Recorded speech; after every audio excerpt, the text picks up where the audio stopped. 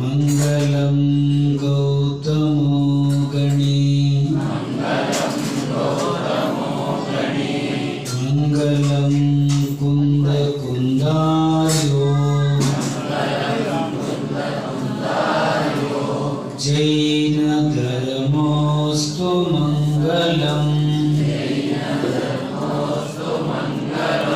अहिंसा परमो धर्म की जय।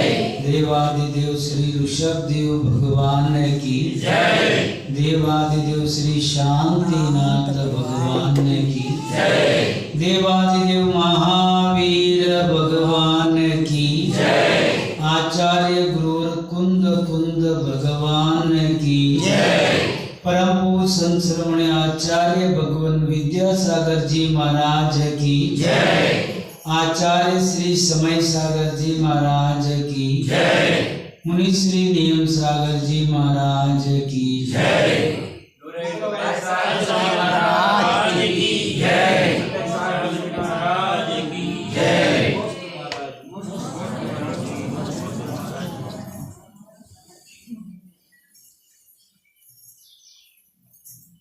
ಸಂಸಾರದ ಪ್ರತಿಯೊಂದು ಜೀವಾತ್ಮರು ಕೂಡ ಸುಖವನ್ನು ಬಯಸ್ತಾರಂತ. ಅದು ಮನುಷ್ಯರಿರಬಹುದು, ದೇವತೆಗಳಿರಬಹುದು, ನಾರಕಿ ಇರಬಹುದು, ಅಥವಾ ತಿರ್ಯಂಚ ಜೀವಾತ್ಮರಿರಬಹುದು. ಎಲ್ಲ ಏಕೇಂದ್ರಿತಕ್ಕ ನಿಗೋದು ಎಲ್ಲ ಸುಖವನ್ನು ಬಯಸ್ತವ. ಆದರೆ ಸುಖ ಬಯಸಿದಕ್ಕೂ ನಮಗೇನು ಸುಖ ಪ್ರಾಪ್ತ ಆಗಲ್ಲ. ನಾವು ಬಯಸಿದ ತಕ್ಷಣ ಅದು ನಾವು ಈ ಸುಖವನ್ನು ಇಚ್ಛೆ ಪಟ್ಟ ತಕ್ಷಣ ಸುಖ ಪ್ರಾಪ್ತ ಆಗಲ್ಲ. ಆ ಸುಖದ ದಾರಿಯಲ್ಲಿ ಎಲ್ಲಿ ತಕ್ಕ ನಾವು ನಡೆಯಲ್ಲ, ಆ ದಾರಿಯಲ್ಲಿ ಮೋಕ್ಷ ಮಾರ್ಗದಲ್ಲಿ ಹೋಗಲ್ಲ, ಅಲ್ಲಿ ತಕ್ಕ ನಮಗೆ ಸುಖ ಪ್ರಾಪ್ತ ಆಗೋಕ್ಕೂ ಸಾಧ್ಯ ಇಲ್ಲ. ಸಂಸಾರ ದುಃಖಮಯ, ಶರೀರ ರೋಗಮಯ. ಇದೆಲ್ಲ ತಮಗೆ ಗೊತ್ತಿದ್ದೆ. ಸಂಸಾರದಲ್ಲಿ ಯಾರೂ ಸುಖಿ ಇಲ್ಲ. ತಮಗನ್ನಿಸ್ಬೋದು ಬಹಳಷ್ಟು ಜನರಿಗೆ ಅನುಭವ ಇದೆ, ಇದೇ ವಿಚಾರ ಇದೆ, ನಾನು ಸಾವಿರಾರು ಕೋಟಿಯ ಸಂಪತ್ತಿ ನನಗೆ ಬಂದರೆ ಸುಖ ಸಿಗ್ತದ ಅಂತ. ಹೌದಾ? ವಿಚಾರ ಎಲ್ಲ ಅದೇ ಐತಿ. ಆಗ ಒಂದು ಕೆಲಸ ಮಾಡೋದು, ತಮ್ಮೆಲ್ಲರ ಕೈಯಲ್ಲೂ ಇವತ್ತು ಆಕಿಂಚನ್ಯ ದಶಲಕ್ಷಣ ಮಹಾಪರ್ವದಲ್ಲಿ ಆಕಿಂಚನ್ಯ ಆ ಸಂಪತ್ತಿಯಿಂದ ಸುಖ ಸಿಗೋದಾದರೆ ತಮಗೆಲ್ಲ 10 kg ಬಂಗಾರ ತಮ್ಮ ಕೈಯಲ್ಲಿ ಕೊಡೋದು. ಎಷ್ಟ? 10 kg ಬಂಗಾರ ತಗೊಳ್ಳೋದು.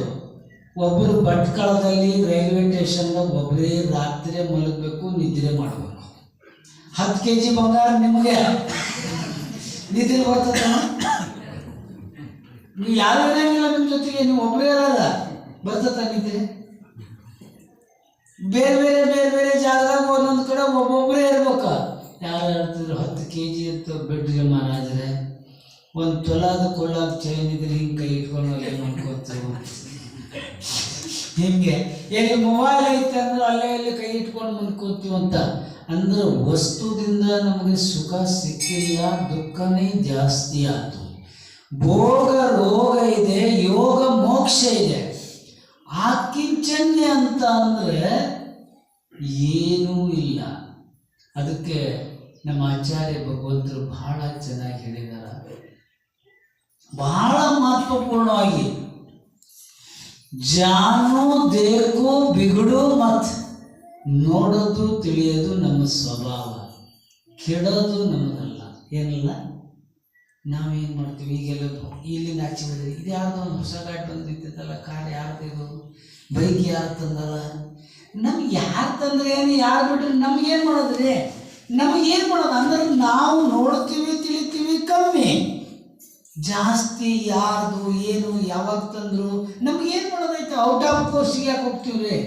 ನಮ್ಮ ಕೋರ್ಸ್ ಎಷ್ಟದೋ ಅಷ್ಟು ಪಾಸ್ ಮಾಡೋಣಲ್ಲ ಅಂದ್ರೆ. ನೋಡ್ರಿ, ಇದು ಅಕಿಂಚನ ಅಂತಂದ್ರೆ ನಾವು ಈ ಈ ಎರಡು ಕಣ್ಣಿನಿಂದ ಇಡೀ ಜಗತ್ತನ್ನೆಲ್ಲ ನೋಡಬಹುದು. ಏನು ಮಾಡಬಹುದು? ಹೌದಾ?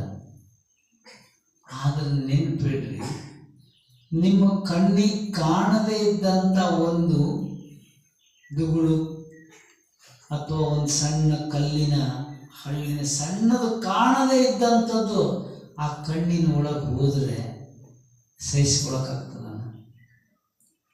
ಅದು ನಮಗೆ ಕಾಣದೇ ಇದ್ದದ್ದು ಕಣ್ಣಿನೊಳಗೆ ಹೋತು ಅಂತಂದ್ರೆ ಅದು ಸಹಿಸ್ಕೊಳಕ್ಕಾಗಲ್ಲ. ಅಕಿಂಚನ್ಯ ಅಂತಂದ್ರೆ ಇದೆ. ನೋಡೋದು ಒಂದು ಕಡೆ ಇಲ್ಲ ಒಂದು ಬೋರ್ಡ್ ಹಾಕಿದ್ರೆ,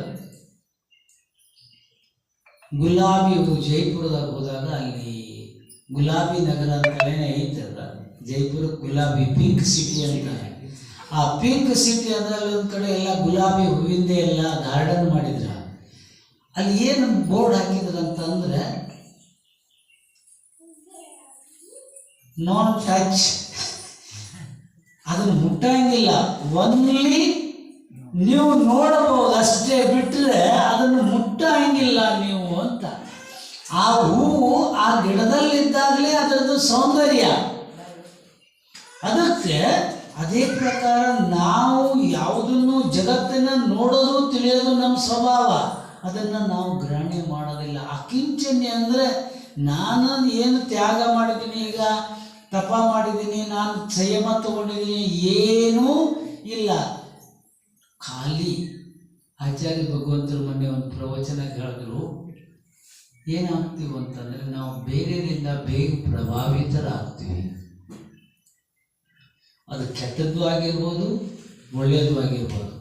ನೋಡ್ರಿ, ಈಗ ನೀವು ಸಂಸ್ಕಾರಗಳು ಹೇಗೆ ಬರ್ತಾವಂತಂದ್ರೆ ಅದಕ್ಕೆ ಹೇಳ್ತಾರ, ಗುರು ಇಲ್ಲದೆ ಜೀವನದ ಸುರುದಿಲ್ಲ.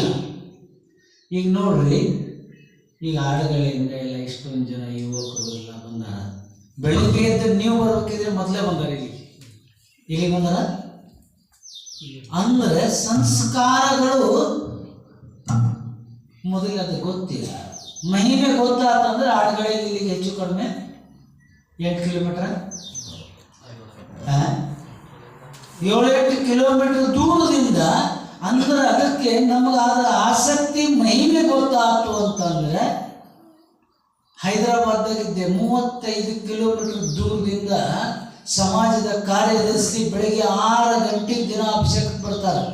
ನಾನು ನಾಗ್ಪುರಕ್ಕೆ ಹೋಗೋ ರೋಡಾಗ ಅವ್ರ ಮನೆ ಐತೆ, ಅಲ್ಲಿ ಹೋಗೋದ್ರಿಂದ 6 ಆಯ್ತು.